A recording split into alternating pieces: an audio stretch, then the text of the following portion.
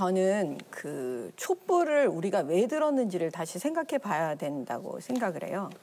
구체적으로는 최순실 씨라는 그 민간인이 개인 민간인이 국정에 개입을 해서 국정농단을 했다. 이 지점에서 사실은 많은 국민들이 그 보수든 보수가 아니든 이 분노를 했기 때문에 그 촛불이 가능했었던 거라고 생각을 하는데 지금 1년 지나고 난 다음에 많은 분들이 이런 얘기를 해요. 우리가 이러려고 박근혜 대통령을 탄핵했냐? 우리가 이러려고 촛불을 들었냐? 이런 얘기하는 걸 많이 듣고 있거든요.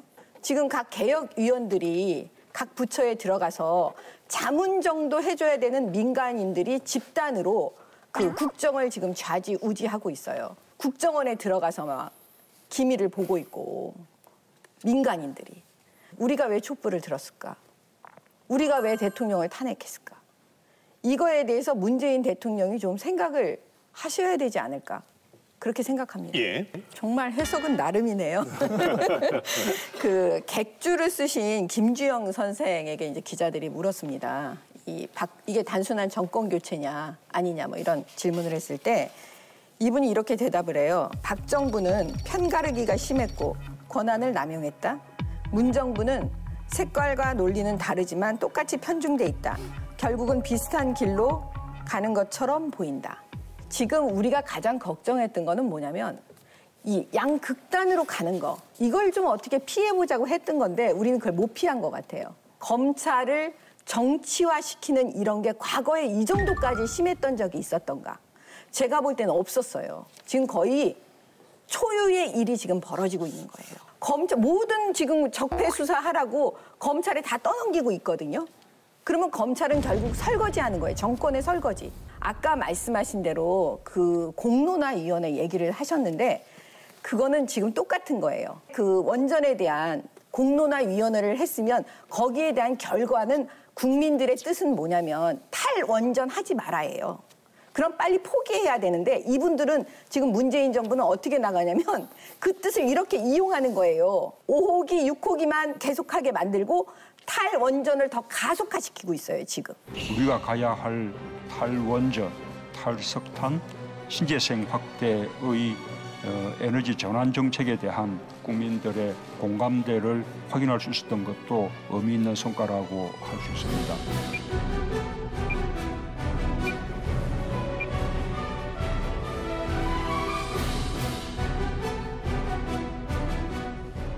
우리 물 먹는 하마라고 있어요. 아세요? 여성 주부가 아니니까 잘 모르시네요.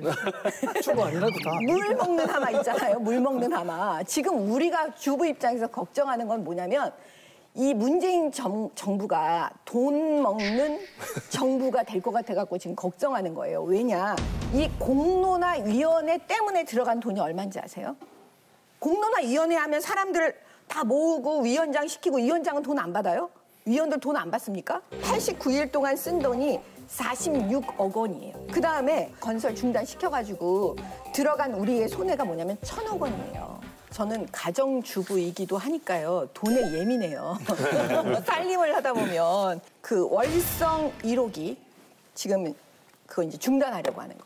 월성 1호기 말고도 2030년까지 운영 허가 기간이 그 1차 만료되는 원전이 10기가 더 있어요.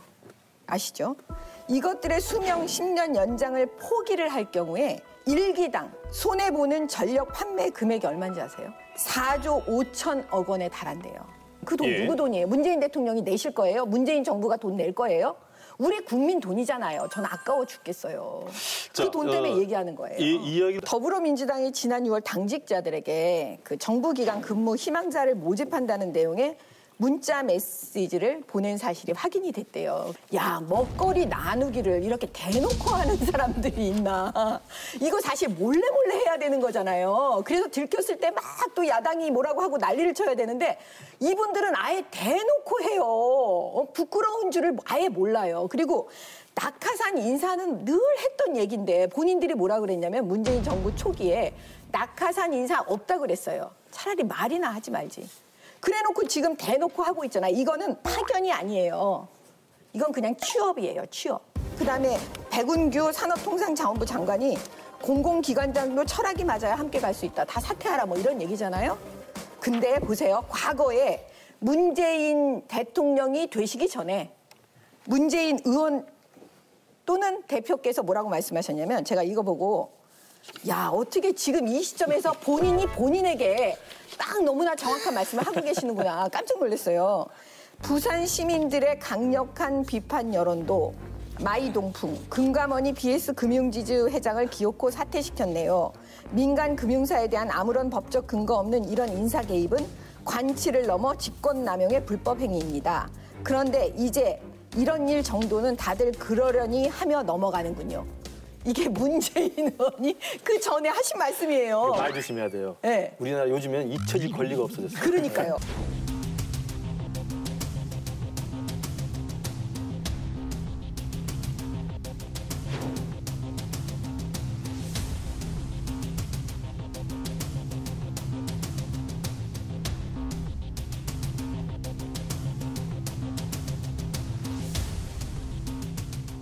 왜 이 딸에게 초등학교 이 다니는 딸에게 했던 이 증여가 왜 문제가 되냐면 편법을 사용했기 때문이에요.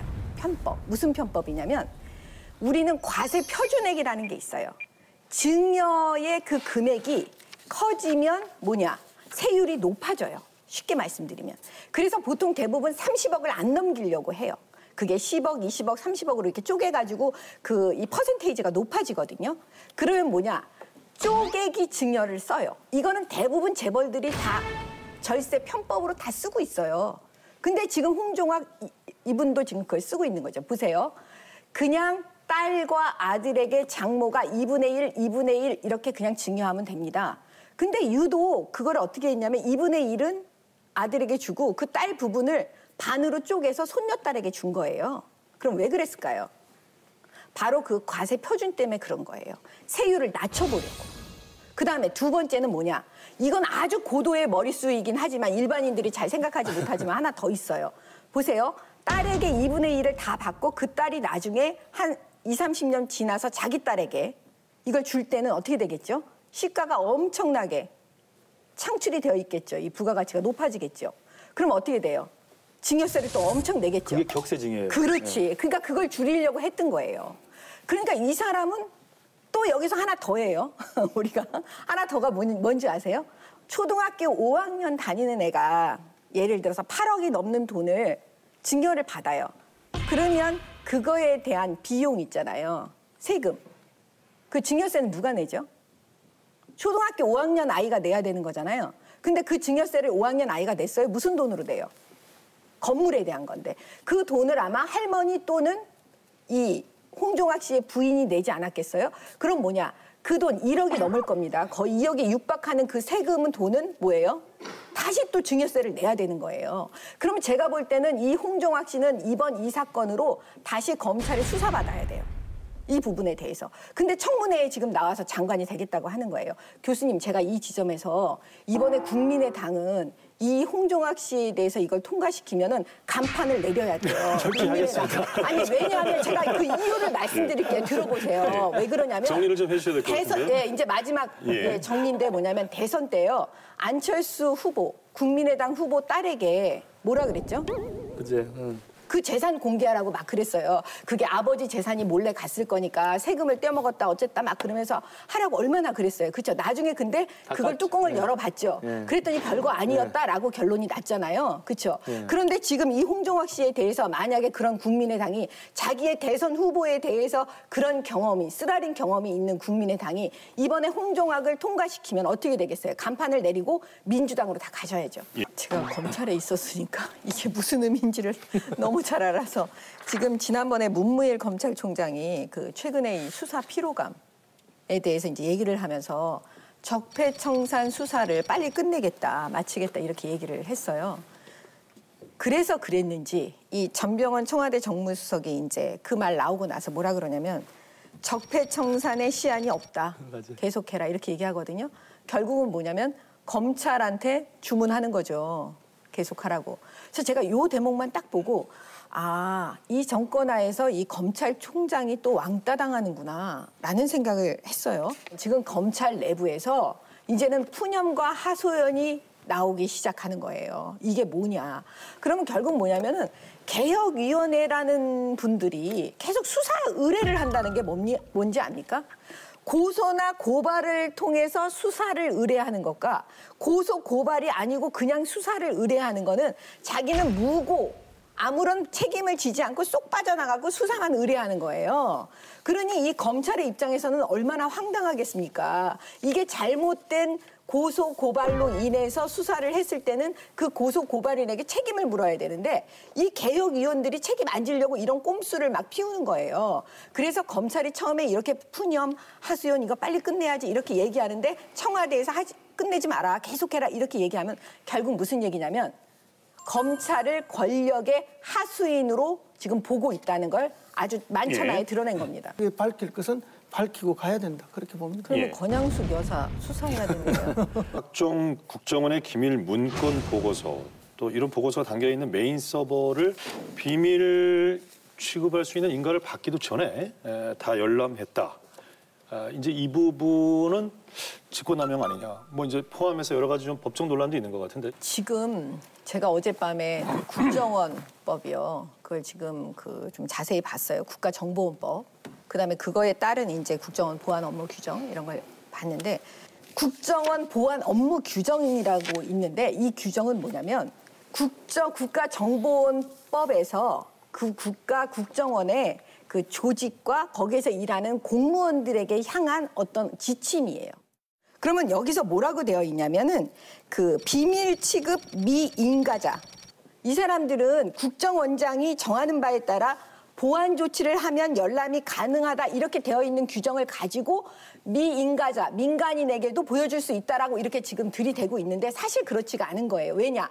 이 보안 규정은 직원들을 향한 거예요. 이게 나중에 밝혀지면 무슨 법 위반이죠? 국정원법 위반이에요. 그다음에 뭐야? 그렇게 다 아는 직권남용이에요, 이제.